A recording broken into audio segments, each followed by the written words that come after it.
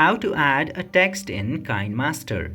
Now in order to add text in KineMaster, just simply open the clip that you would like to edit in KineMaster at very first.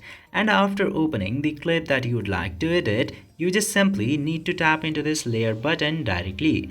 Then after that you will get to see text. Simply tap to text. Then you need to enter the text which you would like to add into your video. I want to add this text. Just simply enter the text and tap to OK.